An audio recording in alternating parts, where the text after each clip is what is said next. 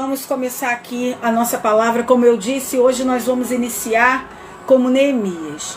Neemias, o copeiro do rei, que estava lá nas suas funções, lá na fortaleza de Suzã, atendendo ao rei Artaxerxes. E ele estava lá confortável, ele estava lá no seu trabalho, e ele recebeu notícias de que o povo dele estava passando por aperto, de que o povo dele estava sendo humilhado, de que a cidade dele estava destruída, de que tudo que representava o poder e a autoridade de Deus e o nome de Deus estava subjugado ao inimigo. E aquilo moveu o coração dele de tal forma que ele chorou e se entristeceu, e ele orou ao Senhor. E eu tenho certeza que nós temos recebido muitas notícias assim, quando essas notícias não estão dentro da nossa própria casa. Então, como Neemias, vamos começar essa palavra de hoje fazendo a oração que ele fez, trazendo essa oração para a nossa realidade, para o que nós temos hoje, vivemos hoje, o que ouvimos dos nossos amigos, dos nossos familiares, dos nossos irmãos, filhos e filhas, das mulheres e dos homens e das casas, de tudo aquilo que pertence ao Senhor, que é do Senhor. E nós estamos ouvindo e escutando notícias de ruínas, de humilhação. Vamos então iniciar a oração de Neemias. Então eu disse: Senhor Deus dos céus, Deus grande e temível, fiel à aliança e misericordioso com os que o amam e obedecem aos seus mandamentos. Que os teus ouvidos estejam atentos e os teus olhos estejam abertos para ouvir a oração que o teu servo está fazendo dia e noite diante de ti, em favor de teus servos, o povo de Israel. Confesso os pecados que nós, os israelitas, temos cometido contra ti. Sim, eu e o meu povo temos pecado contra ti. Agimos de forma corrupta e vergonhosa contra ti.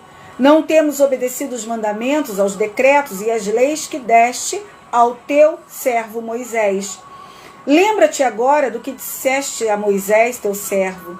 Se vocês forem infiéis, eu os espalharei entre as nações. Mas, se voltarem para mim e obedecerem aos meus mandamentos e os puserem em prática, mesmo que vocês estejam espalhados pelos lugares mais distantes debaixo do céu, de lá eu os reunirei e os trarei para o lugar que escolhi para estabelecer o meu nome. Estes são os teus servos, o teu povo. Tu os resgataste com o teu grande poder e com o teu braço forte. Senhor, que os teus ouvidos estejam atentos à oração deste teu servo e à oração dos teus servos que têm prazer em temer o teu nome. Faze que hoje este teu servo seja bem-sucedido, concedendo-lhe a benevolência deste homem. Nessa época eu era copeiro do rei. Queridos, essa oração de Neemias, ela é bem atual para nós. Neemias era um homem que com certeza tinha uma aliança muito próxima de Deus, com muita intimidade com Deus. Era um homem de oração, era um homem que, como nós, está na obra do Senhor, disponível ao Senhor, trabalhando com o Senhor. E ele tinha lá naquele lugar em Jerusalém pessoas que também eram assim, pessoas que também estavam ali tentando a todo custo, como a gente lê em Esdras, restaurar aquele lugar. Mas também havia pecado, havia portas abertas, brechas abertas, oportunidades para o inimigo atuar. Havia ali muita iniquidade e nós temos participado disso hoje, não diretamente, mas muitas vezes temos visto e nos calado, enquanto nós deveríamos estar, como Neemias, orando e pedindo perdão a Deus, pedindo a Deus que seja misericordioso com os nossos irmãos, com as pessoas que nós temos visto envergonhar o nome de Deus, trabalhar mal a representação que fazem do Senhor, trazendo maldição as casas, as famílias, às vezes maridos com adultérios, às vezes mulheres com fofoca, às vezes filhos desviados com drogas, enfim. Muitas são as iniquidades. E a gente vai falar então de reconstrução.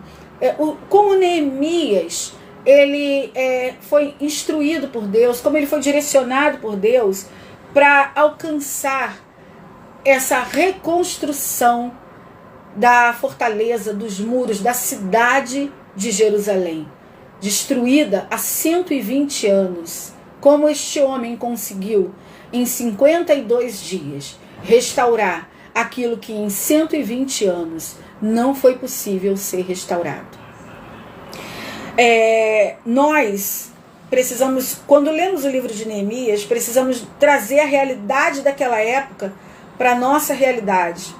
Inimigos que tentaram ali atacar Neemias para que não houvesse aquela reconstrução são os mesmos espíritos malignos que hoje nos atacam para que nós não venhamos a realizar as mesmas obras de reconstrução, de restauração.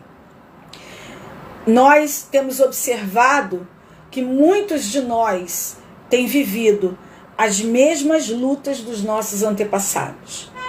Avós, pais, as lutas, elas têm sido as mesmas. Dificuldades financeiras, saúde, quantas doenças são repetitivas, né? A bisavotinha, votinha, mãetinha eu tenho. Quantas coisas que acontecem e que não são eliminadas da nossa vida. Como cristãos, nós deveríamos lutar para que isso chegasse ao fim, para que esse tempo de 120 anos, que é um tempo que tem também durado na nossa vida com muitas situações, chegue ao fim. As lutas que nós não vencemos, nossos filhos e nossos netos terão que lutar. Então, nós precisamos nos posicionar por amor à nossa família, por amor à nossa casa. Aquilo que hoje nós não empenhamos força em destruir, um dia vai estar na história da nossa descendência, ainda forte, atuante. Então, que sejamos nós, Neemias, na nossa casa, no reino de Deus, aqui nessa terra. Se somos perdedores, é justo que nós, então, pelo menos, venhamos a orar para que os nossos filhos não sejam. Se nós não nos sentimos fortes, se nós não nos sentimos capazes de lutar, então que pelo menos a gente ore para que nossos filhos sejam. Agora, uma coisa é fato, nós não podemos nos colocar na condição de perdedores. Perdemos, não vamos reconstruir esse muro porque não somos capazes.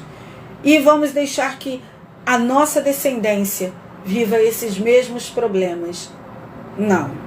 Nós não podemos agir como perdedores e nem podemos deixar de orar para que nossos filhos e netos também não sejam perdedores. Nós precisamos nos envolver todos os dias com as coisas certas.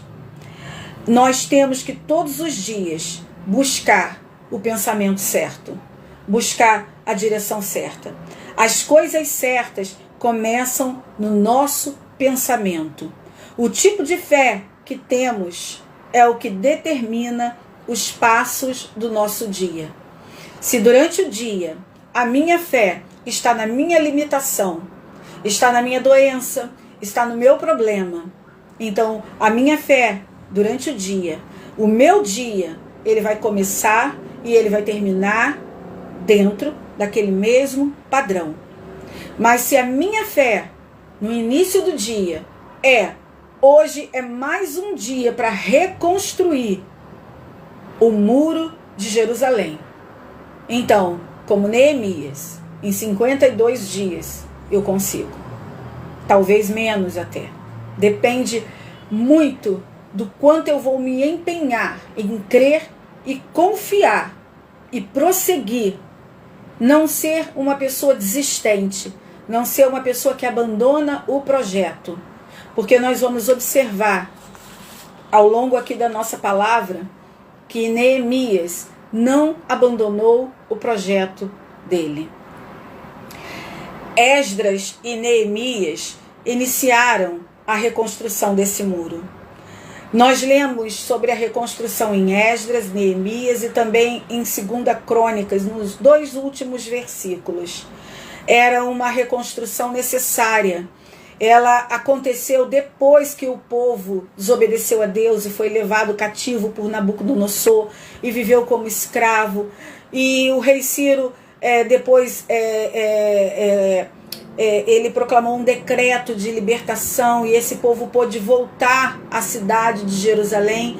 Mas quando ele voltou à cidade de Jerusalém, ele voltou... Oi, Amanda, querida. Ele voltou à cidade de Jerusalém. Esse povo voltou submisso, ele voltou ainda com a característica de quem é escravo, exatamente como o povo que foi tirado do Egito. Esse povo exilado que retornou a Jerusalém, ele retornou ainda com essa mentalidade limitada, com uma mentalidade ainda agregada a hábitos e costumes daquele povo que o escravizou. Então, esse povo, quando Esdras, que iniciou esse processo de reconstrução, ele encontrou essas dificuldades nesse povo. Mas quando Neemias chegou, quando termina o livro de Esdras e começa o livro de Neemias, nós vemos uma postura diferente.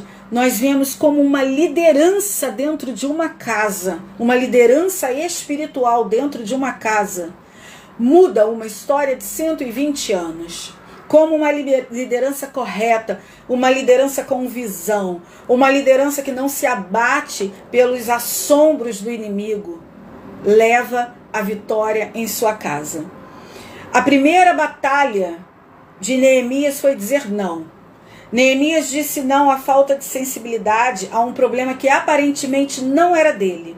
Ele estava lá na fortaleza de Suzã, bem empregado, com a sua família segura, gozando de um certo status, porque ele era um homem de confiança do rei. Ele tinha tanta intimidade com o rei, que logo nos primeiros versículos você vê que ele foi ao rei entristecido, na sua aparência, né? Ele estava assim abatido na sua aparência, e imediatamente o rei notou que ele estava triste e perguntou o que estava acontecendo. Isso insinua, isso mostra que havia uma intimidade entre os dois. Então, a falta de sensibilidade dele a esse problema não aconteceu. Então, ele disse não a essa falta de sensibilidade e ele foi totalmente sensível à necessidade daquele povo. Em Neemias 1,7 está escrito: confesso os pecados que nós, os israelitas, temos cometido contra ti. Sim, eu e o meu povo temos pecado contra ti. Agimos de forma corrupta e vergonhosa contra ti. Não temos obedecido. Neemias, ele foi não só sensível ao problema desse povo, mas mesmo ele estando lá em Suzã, mesmo ele crendo e confiando em Deus, mesmo ele buscando no Senhor o sustento da vida dele, mesmo ele tendo essa aliança com o Senhor, quando ele confessa o pecado, ele não faz uma acusação àquele povo. Ele se coloca também: confesso, agimos, temos. Ele toma aquilo também para ele. Por quê? Porque a omissão dele também o coloca naquele grupo de erro. A omissão daquele povo que estava lá e não estava lutando. E a omissão dele como povo que estava distante, mas fazia parte da mesma família. O segundo não dele foi ao conforto físico, ao se posicionar em sair da fortaleza de Suzã para ir para o campo de batalha. Ele saiu de um lugar confortável e seguro e foi enfrentar pessoas desagradáveis, acusadoras, que estavam intentando contra a vida dele. Ele não teve conforto no lugar de conforto. No lugar de conforto, ele se sentiu desconfortável. E ele se sentiu no lugar certo. Foi onde Deus tocou o coração dele para ele estar. Cheguei a Jerusalém. Neemias 2:11. Ele imediatamente, ele orou, ele recebeu o favor do rei, que foi tocado pelo Senhor, e ele saiu daquela fortaleza onde ele estava seguro e chegou a Jerusalém. O outro não que ele teve que dar foi a impossibilidade pessoal dele. Ele diz no final da oração, que ele era copeiro do rei, ou seja, ele provava a comida do rei, ele estava ali como um servo. Ele era um copeiro que nunca tinha reerguido uma fortaleza. Não era um homem de guerra, não era um escriba, ele era um homem conhecedor dos mandamentos, da palavra do Senhor e um copeiro. Mas a limitação dele, as impossibilidades pessoais dele, não o impediram de ir fazer aquilo que ele estava sendo enviado a fazer. Faze, aí em Neemias 1:11, faze que hoje este teu servo seja bem sucedido, concedendo-lhe a benevolência deste homem. Nesta época eu era copeiro do rei. A outra necessidade que ele disse não, a necessidade de apoio natural. Quando Deus diz que ele é quem vai fazer, Neemias acredita que é Deus quem vai fazer. E em Neemias 2, do 11 ao 16, nós lemos isso. Cheguei a Jerusalém e depois de 3 dias de permanência ali, saí de noite com alguns dos meus amigos. Eu não havia contado a ninguém o que o meu Deus havia posto no meu coração, que eu fizesse por Jerusalém. Não levava nenhum outro animal além daquele em que eu estava montado. Mas no finalzinho, os oficiais não sabiam aonde eu tinha ido ou o que eu estava fazendo, pois até então eu não tinha dito nada aos judeus, aos sacerdotes, aos nobres, aos oficiais e aos outros que iriam realizar a obra.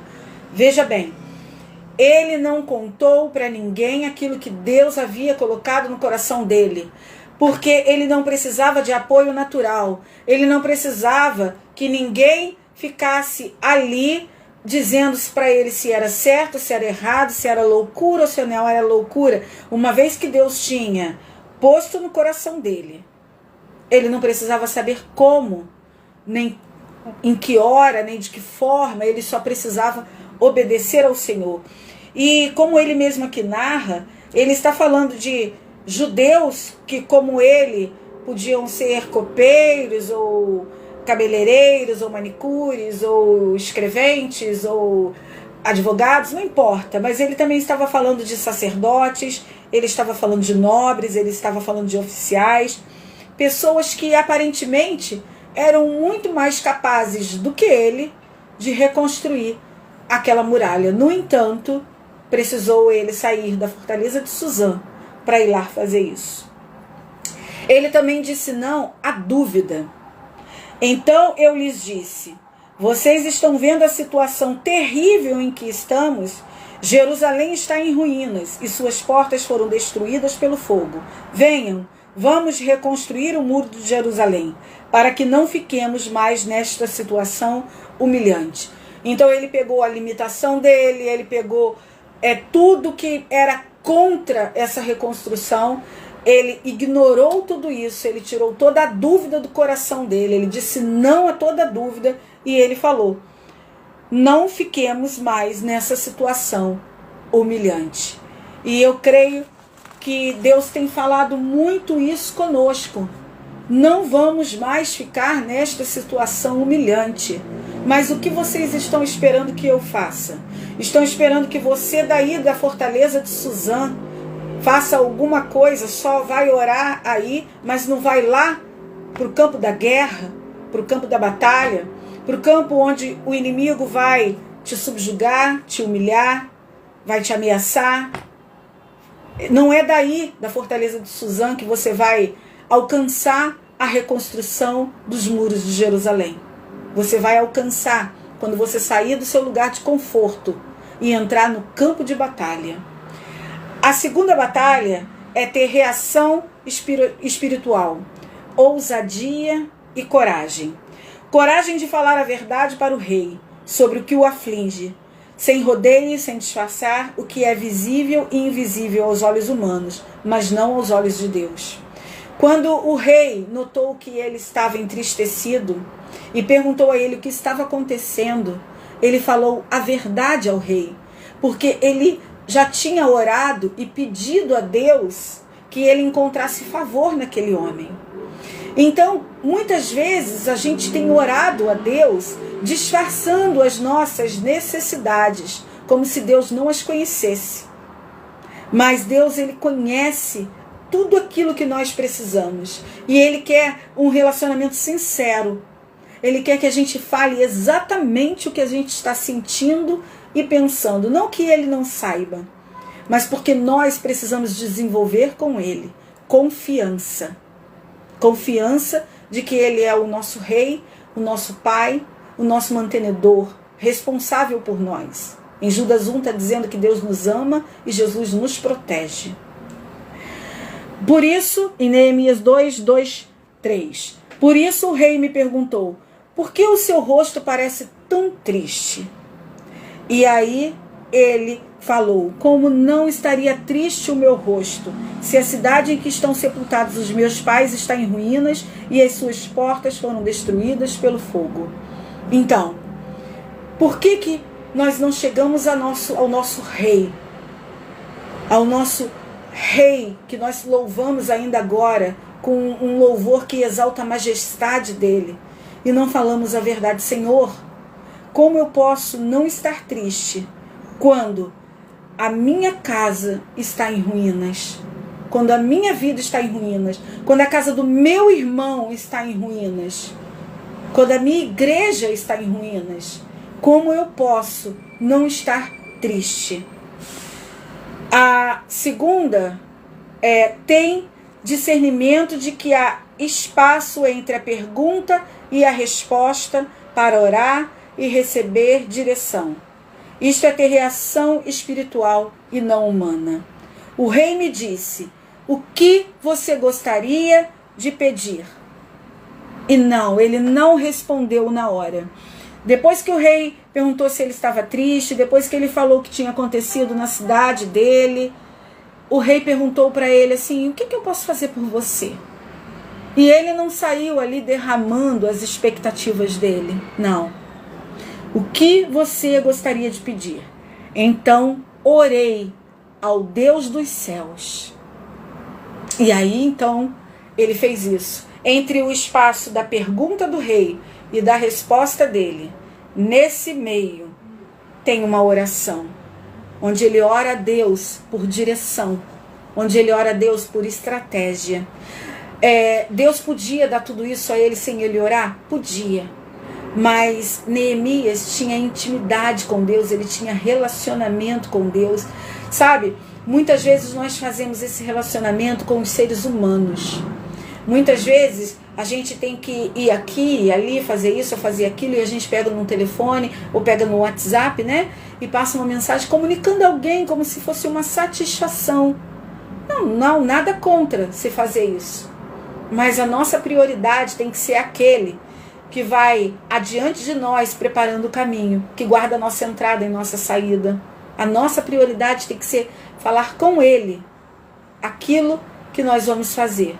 E Neemias mostrou que fazia isso. A outra coisa é usar de ousadia ao pedir, tendo em mente que o pedido está sendo feito ao Todo-Poderoso, aquele que era, que é e que há de vir, ao Deus para quem não há impossíveis, ao Deus a quem nada lhe pode resistir. Nós fazemos pedidos pequenos demais para o poder de Deus. Se a nossa casa está em ruínas, se a nossa casa está sendo depredada, atacada por inimigos, nossos pedidos para Deus não podem ser pedidos restritos, pedidos pequenos. Os pedidos têm que ser maiores do que a luta que nós estamos sofrendo, porque uma restauração se faz com grandes coisas, com grandes armas, com grande material. Então, Neemias, ele fez isso e respondia ao rei, depois de orar: se for do agrado do rei e se o seu servo puder contar com a benevolência do rei, que ele me deixe ir à cidade de Judá, onde meus pais estão enterrados, para que eu possa reconstruí-la. Ou seja, ele pediu ali com ousadia para sair do posto dele de servo, de empregado, de copeiro do rei, para ir para um outro lugar, que já tinha sido encarada aquela reconstrução como uma ameaça a outros reis, como se fosse ser nomeado um rei para Israel, que fosse competir com aquela realeza. Mas ele foi ousado em pedir para sair dali, do emprego dele, pedir uma licença na função dele, no cargo dele, para poder ir a Jerusalém, reconstruir uma cidade que poderia representar uma concorrência àquele rei. Mas ele foi ousado e pediu. E a seguir acrescentei, porque não foi suficiente, não era tudo que ele precisava. Ele não podia ir de mãos vazias, né? Ele pediu: se for do agrado do rei, que me dê cartas aos governadores, para que me deixe passar, que me dê também uma carta ao guarda da floresta do rei, para que ele forneça madeira. Ele pediu coisas que ele precisava para aquela reconstrução e que lá não teria e que no caminho ele precisava levar. Então, ele foi além da vontade de reconstruir. Ele foi objetivo em realmente querer reconstruir. Sabe aquela história, aquela parábola que Jesus contou, quando um pai pede a um filho ajuda, ele fala: você me ajuda? E o filho fala: não vou te ajudar. E ele fala ao outro: você me ajuda? Sim, eu vou me ajudar. Mas aquele que disse que não é o que foi, e o que disse que iria é que não foi. Então, muitas vezes a gente se comporta assim. A gente até manifesta a ousadia de dizer: para que eu possa reconstruir. Mas o que de fato a gente faz para reconstruir? Nada. Absolutamente nada. São palavras que se perdem ao vento e se fica aí 120 anos com aquela fortaleza toda de Jerusalém, aquela cidade toda destruída. Então, que a gente use dessa ousadia, dessa reação espiritual, dessa coragem de identificar o problema, de ter o nosso coração tocado para resolver o problema, mas principalmente de orar e usar das estratégias que o Senhor está nos dando, sem medo, de irmos assim profundas na solução do problema, pedindo realmente a Deus aquilo que a gente precisa para consertar aquilo dali. Neemias, ele ouviu o relato do que acontecia na cidade dele, mas ele estava muito longe da cidade dele. Ele tinha impossibilidades, incapacidades, mas ele não se eximiu da responsabilidade de ir até o povo dele. Neemias ouviu e o seu coração entrou em lamento. E o nosso lamento pelos nossos filhos, pelo nosso cônjuge, por nossa casa, por nossos irmãos, por nossa igreja, ele não está tocando o nosso coração como tocou o coração de Neemias. Ele está passando diante dos nossos olhos como estava passando diante daqueles homens que ficaram 120 anos vendo aquilo e nada fizeram. Tentaram até, mas não empreenderam a liderança baseada na direção e na confiança em Deus, que Neemias empreendeu. E hoje nós precisamos nos acordar para isso, despertar para isso, para usar dessa liderança, desse poder.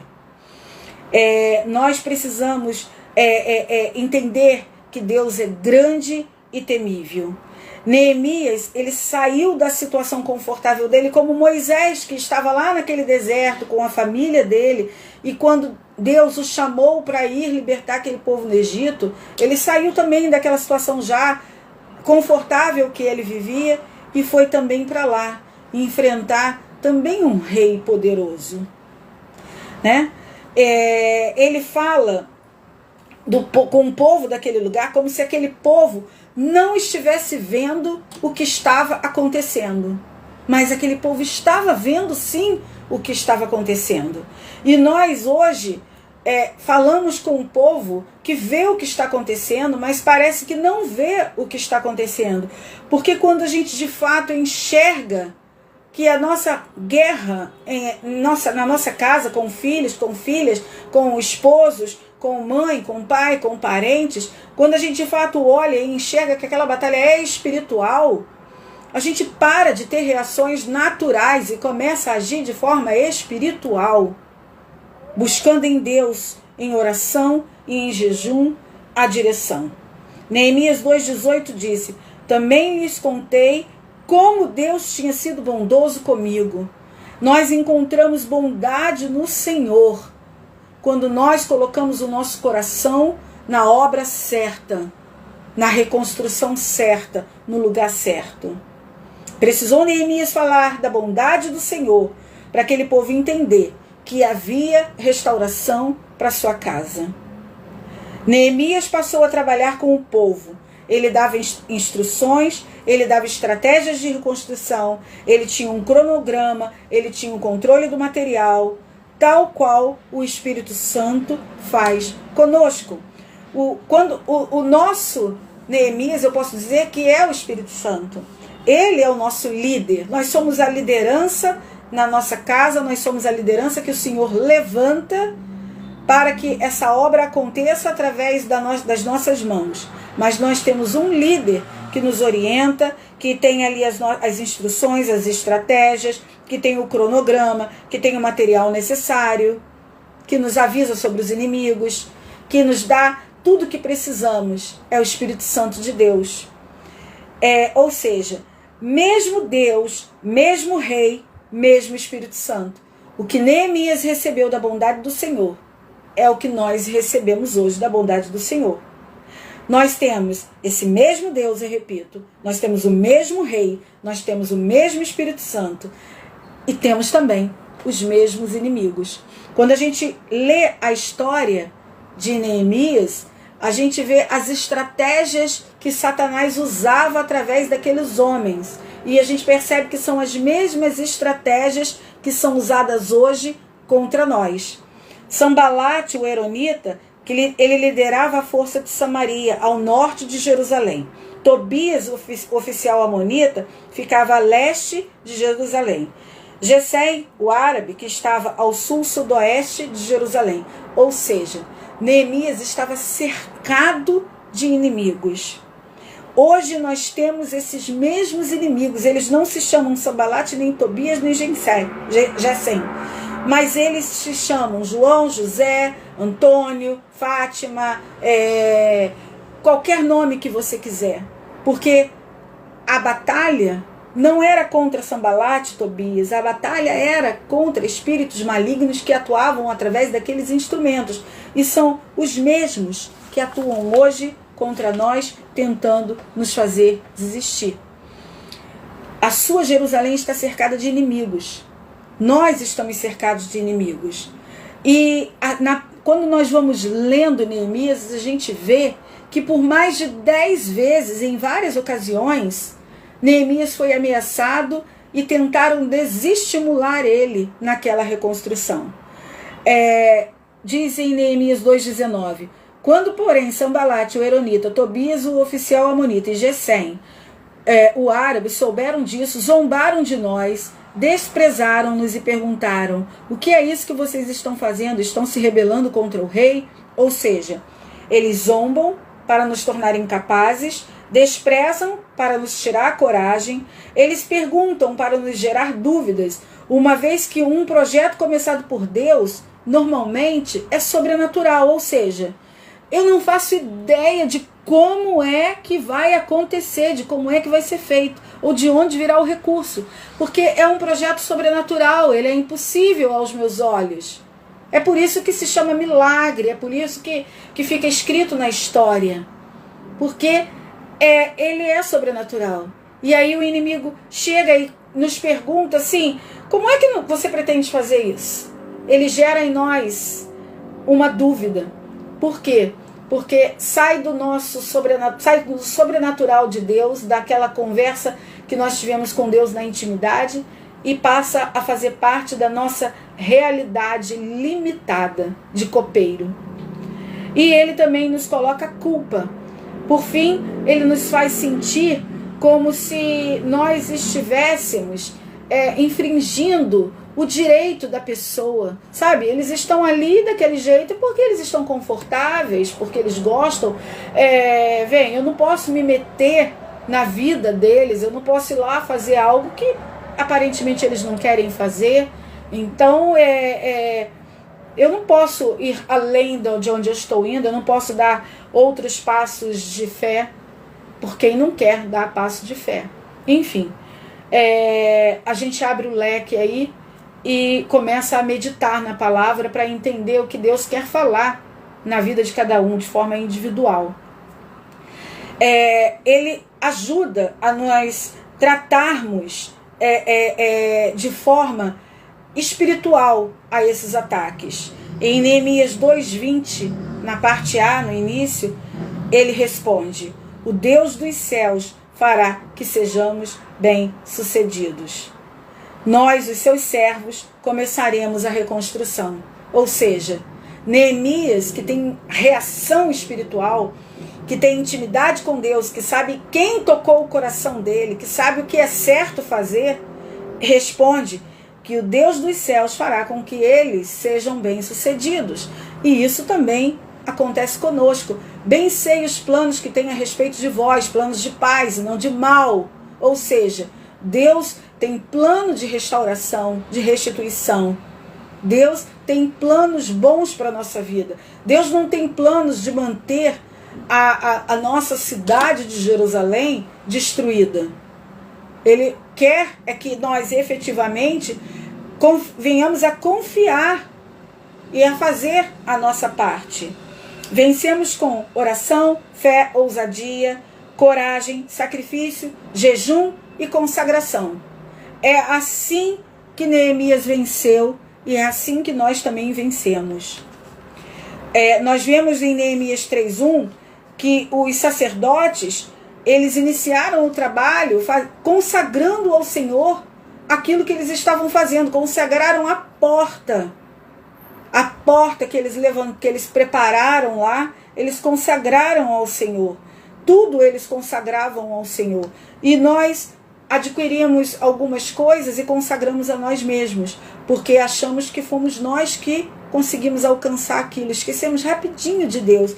E a gente precisa entender que Deus é quem está fazendo a obra e nós somos só um instrumento na mão dele. Assim como há o instrumento do mal que Satanás usa, nós somos um instrumento do bem que o Senhor usa.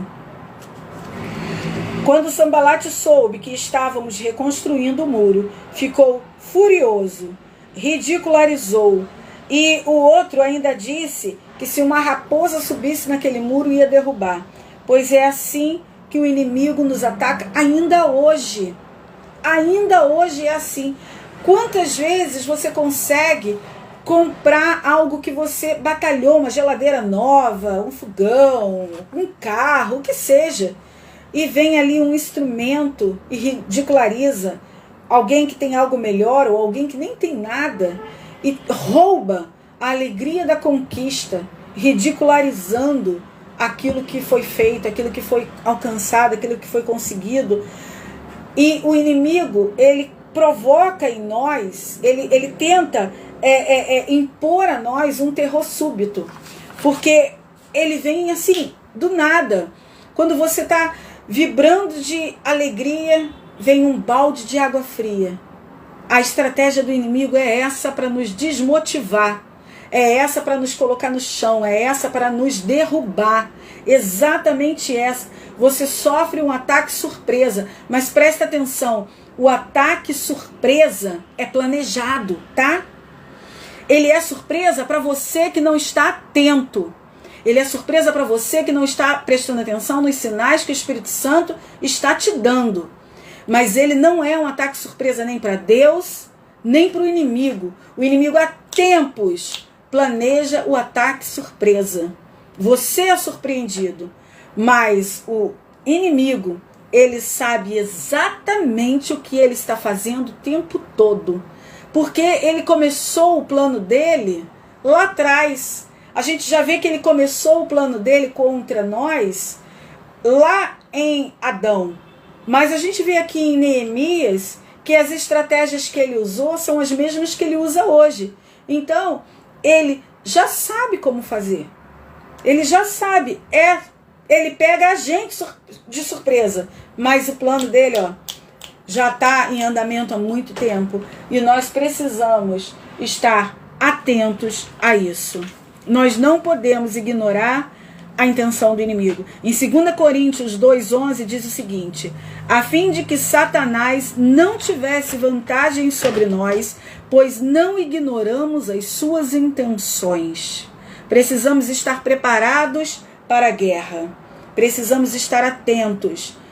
Neemias fala, nesse meio tempo, fomos reconstruindo o muro, até que em toda a sua extensão chegamos à metade da sua altura, pois o povo estava totalmente dedicado ao trabalho. Ou seja, enquanto nós somos atacados, nós reagimos de forma espiritual, porque não somos pegos de surpresa, porque estamos atentos e preparados. E aí, enquanto guerreamos, construímos. Enquanto guerreamos, reconstruímos. Enquanto guerreamos, adquirimos. Enquanto guerreamos, crescemos.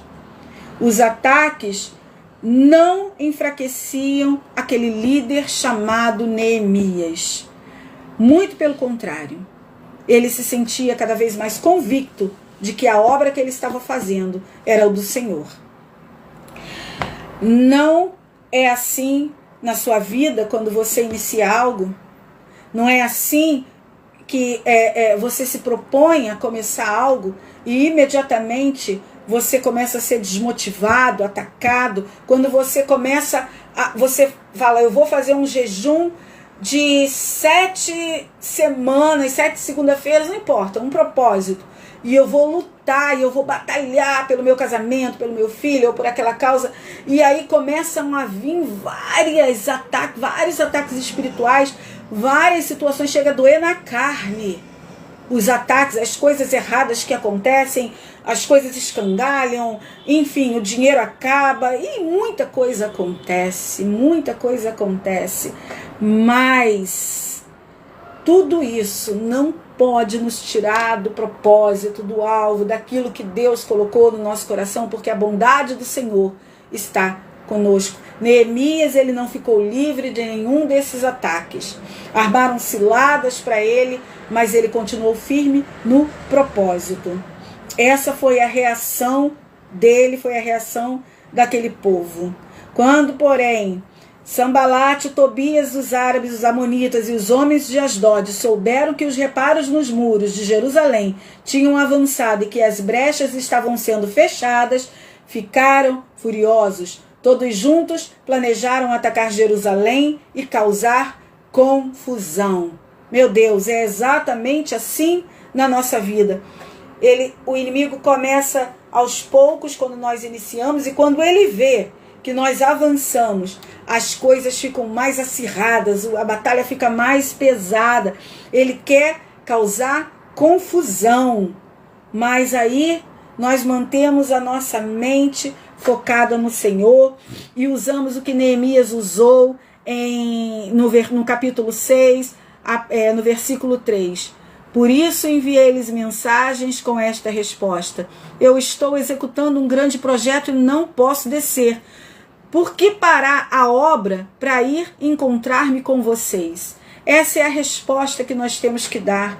Por que eu vou parar esse projeto que eu comecei no Senhor para ir dialogar com o inimigo, para eu ir ceder ao inimigo? Ele diz também no versículo 9, estavam todos tentando intimidar-nos, pensando, eles serão enfraquecidos e não concluirão a obra. Eu, porém, orei, agora fortalece as minhas mãos. Aí no 11, todavia eu lhe respondi, acha que um homem como eu deveria fugir? Alguém como eu deveria entrar no templo para salvar a minha vida? Não, eu não irei. Isso porque depois dele ter sido assediado mais de 10 vezes em várias ocasiões para desistir, para ser desestimulado, ameaçado, chegou uma pessoa perto dele, um profeta comprado por Sambalate, por Tobias, e disse a ele: olha, o Senhor falou comigo que você tem que se esconder dentro do templo porque vão te matar. E aí ele parou e pensou: peraí, Deus me tirou da fortaleza de Suzã, me favoreceu até aqui. Nós já estamos com a obra em estado avançado. Agora Deus está me dizendo que é para eu me esconder, porque Ele não pode me proteger, Ele não pode cuidar de mim, Ele não pode me salvar. Eu não sou desse tipo que foge, eu não sou desse tipo que desiste, eu não sou do tipo que me escondo. Eu sou do tipo que eu continuo crendo e confiando no Senhor. Ele fortalece as minhas mãos e eu continuo no propósito dele. Eu vou até o fim, até a reconstrução. Então, deixa eu virar aqui. Veja bem, o povo que estava sendo beneficiado com a liderança de Neemias, esse povo se cansou, esse povo enfraqueceu, esse povo ficou com medo das ameaças, mas o líder não.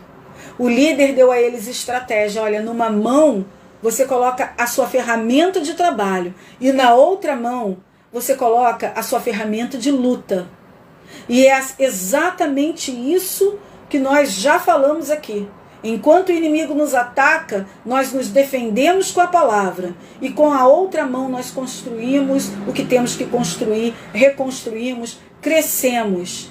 É assim que nós devemos trabalhar. Nós devemos nos posicionar, como ele diz em Neemias, como está em Neemias 4, 13 e 14. Ele posicionou o povo e os armou. Que nós venhamos a tomar posição e nos armar. A luta não era pelas muralhas, mas pelo que estava dentro das muralhas. Se o que estivesse dentro das muralhas não fosse importante, por que reconstruir a Jerusalém? A reconstrução era pelo que estava ali dentro, pelo que iria habitar ali dentro. Filhos e filhas, irmãos, mulheres, homens também. A casa deles estaria ali dentro. Quando nós entendemos que o plano de Deus é libertar todos esses, nós não temos como desistir. Nós temos que entender que se Deus é por nós, quem é que será contra nós? Que diremos, pois, diante dessas coisas? Está em Romanos 8:31. Se Deus é por nós, quem será contra nós? Em Mateus 11:12, desde os dias de João Batista até agora, o reino dos céus é tomado à força, e os que usam de força se apoderam dele. Em Mateus 16:18, e sobre esta pedra edificarei a minha igreja, e as portas do inferno não prevalecerão contra ela. Quando entendemos que nosso Deus é grande e temível, que não há quem lhe possa resistir e que nada lhe é impossível, nós fazemos exatamente como Neemias fez. A palavra de Deus diz em Romanos 9, 18 e 19, logo, pois, compadece-se de quem quer e endurece a quem quer. Dir-me-ás então, por que se queixa ele ainda? Porquanto quem tem resistido à sua vontade, no momento certo, os inimigos caem, porque é ele que endurece e é ele quem compadece, é ele que faz a obra. Nós somos só um instrumento nas mãos dele. Fazemos como aquele povo naquele dia, nos voltamos para o muro, cada um para o seu trabalho. Porque quando nossos inimigos descobrem que sabemos de suas armações e na confiança que temos de que Deus frustrou as tramas, nenhuma arma forjada contra ti prevalecerá, e você refutará toda língua que o acusar. Neemias fez exatamente isso. Todas as armas que foram preparadas contra ele, Deus derrubou, Deus quebrou. E toda língua que se levantou para acusá-lo, ela foi refutada. E essa promessa também é nossa, principalmente quando estamos dentro do propósito certo.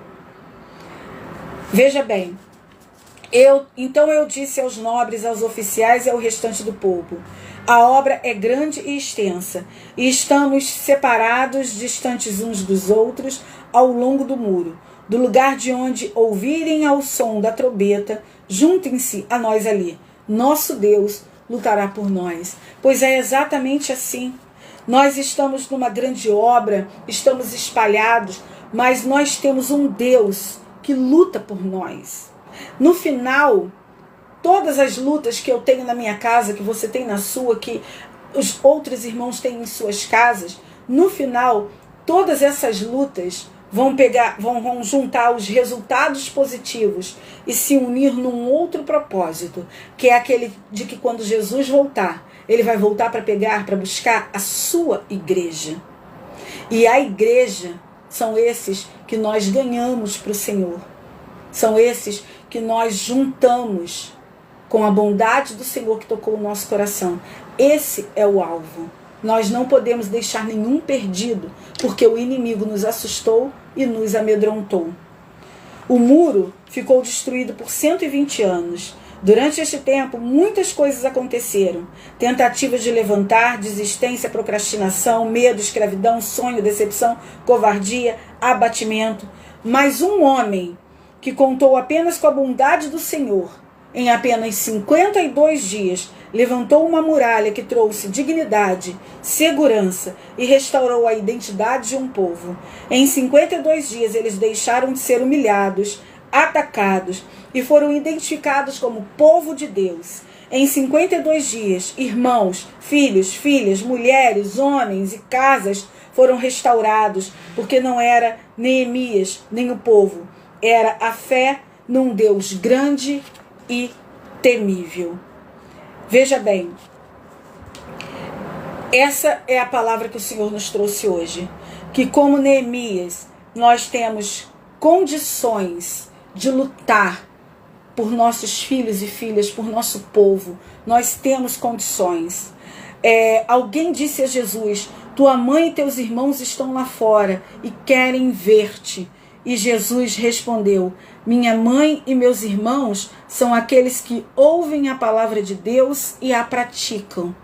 Nós precisamos praticar a palavra de Deus.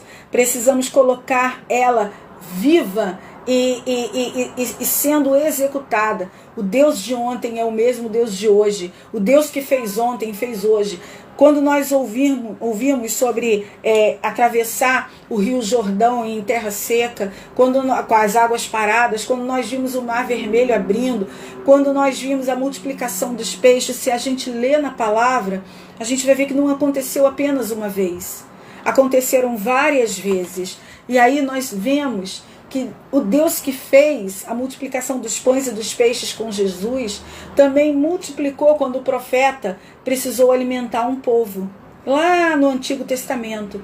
Esse Deus, ele fez lá, ele fez de novo lá, ele fez outra vez lá, e ele tem feito aqui de geração em geração. Ele faz para mim, ele faz para você. Nós vivemos de milagre todos os dias. Eu tenho certeza disso, que todos nós vivemos de milagre. Você não precisa forçar, mas você precisa se esforçar para alcançar a bondade do Senhor, o favor do Senhor, naquilo que você quer restaurar e reconstruir. Veja bem, quando você não perdoa, isso é muito importante.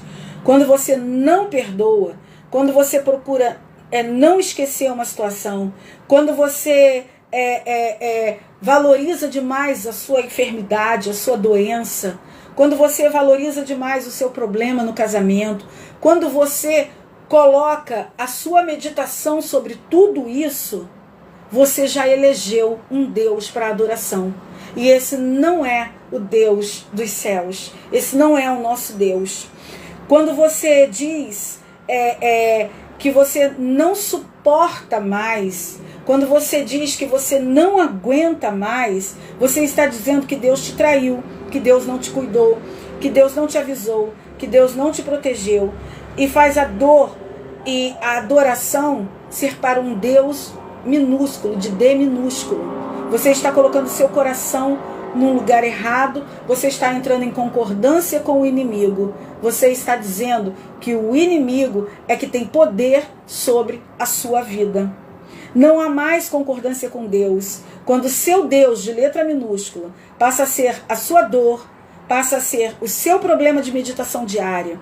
Quando o seu Deus, de letra minúscula, faz você acordar de madrugada para ficar pensando nele. Quando o seu Deus, de letra minúscula, é o seu primeiro pensamento do dia, o seu último pensamento da noite. Quando você passa todo o seu dia pensando na sua dor, na traição que você sofreu, no desemprego do seu filho, quando você passa o dia meditando em tudo isso, você não consegue alcançar o favor de Deus. Porque a sua meditação, ela está no lugar errado. Você acha que isso tudo, esse tipo de meditação, não bloqueia as vitórias de Deus? Você acha que seus muros podem ser reconstruídos tendo como base estes deuses? Não podem. Deus quer te levantar como levantou Neemias. Quer que situações tão longas como esses 120 anos de destruição daquele muro fiquem para trás. Quer te dar estratégia. Ele é o Deus grande e temível, que ruja o leão e que a terra estremeça diante da majestade de Jesus.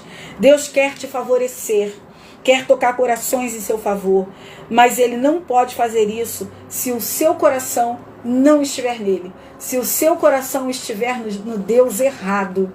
Se a sua meditação for na sua incapacidade, se a sua meditação for naquele problema que aparentemente não tem solução e para você realmente não tem. Veja bem, o seu coração tem que estar na posição certa. Esdras era mestre da lei e conhecia muito bem a lei de Moisés, dada pelo Senhor, o Deus de Israel.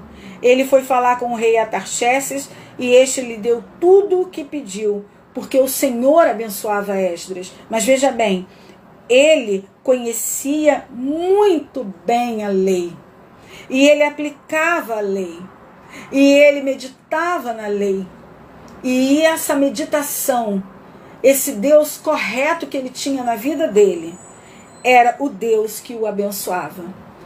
O Deus da dor, o Deus da traição, o Deus da falta de perdão não te abençoa em absolutamente nada. Muito pelo contrário. Você está aí numa aliança com o inimigo, que está fazendo da sua mente o que ele quer, quando o Senhor só tem para você salvação. Veja bem, eles saíram da Babilônia no primeiro dia do primeiro mês e com a ajuda de Deus chegaram a Jerusalém.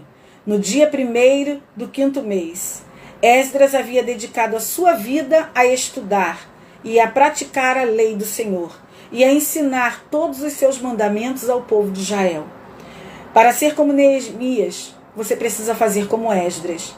É aparentemente passado o tempo, mas enquanto há vida, sempre é o tempo de lutar por nossos irmãos, por nossos filhos e por nossas filhas, por nossas mulheres e homens e por nossa casa.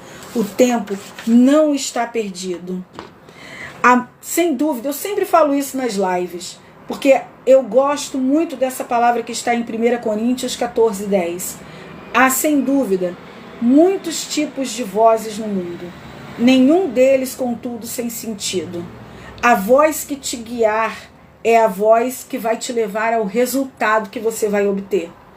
Então, se a sua voz vem de instrumentos do inferno, você vai ser levado para o inferno. Agora, se a voz que te guia é a voz do Espírito Santo de Deus, vem do trono da graça, então é para lá que você vai ser levado. Então presta bastante atenção na voz que você está ouvindo, na voz que você está dedicando os seus ouvidos e o seu coração. Acima de tudo, guarde o seu coração, dele depende a sua vida. Então vamos guardar o nosso coração. Eu quero só agora, para finalizar, que a gente já terminou Neemias. Já terminamos aqui essa meditação sobre essa palavra linda, maravilhosa, que falou muitíssimo ao meu coração. Mas eu quero lembrar aqui, quando Moisés ele estava lá no deserto e houve aquela guerra onde Josué precisou guerrear e Moisés tinha as mãos pesadas e as mãos dele não estavam mais sustentando. Quando ele estava com as mãos levantadas, Josué estava vencendo a batalha lá embaixo no vale. Quando as mãos dele pareciam baixar, eles começavam a perder. E aí os irmãos se aproximaram dele e colocaram uma pedra para que ele pudesse se sentar e descansar um pouco, mas ele sentou e descansou. Mas as mãos dele continuaram erguidas ao Rei dos Reis, ao Senhor dos Senhores. E é exatamente isso. Isso tudo que a gente leu aqui não significa que nós não sejamos humanos, que nós não venhamos a nos cansar, a nos entristecer, nada disso. A questão aqui é que nós não podemos desistir, não podemos baixar a guarda, baixar as mãos, não podemos de forma alguma correr o risco de, por nossa causa, nossos filhos, nossas filhas, nossos irmãos, os homens e as mulheres e as nossas casas irem para o inferno. Nós não temos tempo para descansar aqui. Vamos ter uma eternidade para descansar. Não vai ter choro, nem vai ter lamento. Nós temos aqui que vencer essa batalha. Então é isso, queridas. Vamos vencer essa batalha. Vamos fazer como Neemias, vamos ler o livro de Neemias, estudar as estratégias, ver como o inimigo age e como ele reage, para que a gente venha a alcançar a vitória que ele alcançou. 120 dias de um muro destruído e 52 dias de uma reconstrução bem-sucedida. Amém? Vamos então ouvir mais um pouquinho daquele louvor para a gente encerrar aqui a nossa live. Muito obrigada. Eu agradeço a Deus pela oportunidade que Ele nos deu. Vamos orar para encerrar. Deus amado, Deus querido, glorioso Deus, louvamos, adoramos e engrandecemos o Teu santo nome, Pai. Muito obrigada por esse momento, por essa meditação nessa palavra.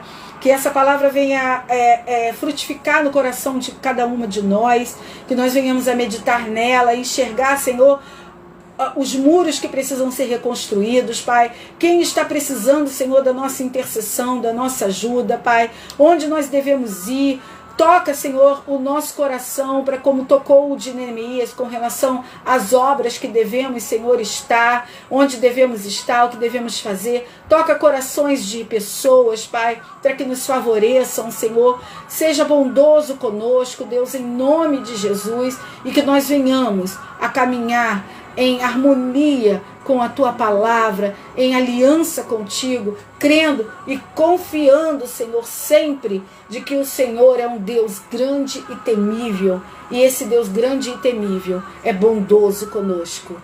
Amém? Abençoa cada uma, guarda a vida de cada um que está assistindo, que vai assistir essa live, que haja, Senhor, um grande mover dentre o Teu povo, para que haja reconstrução de muitas fortalezas, de muitos muros de Jerusalém, em nome de Jesus. Amém. Um abraço para todas vocês, muito obrigada, e a gente vai encerrar aqui a nossa live. Um beijo, queridas, até a próxima.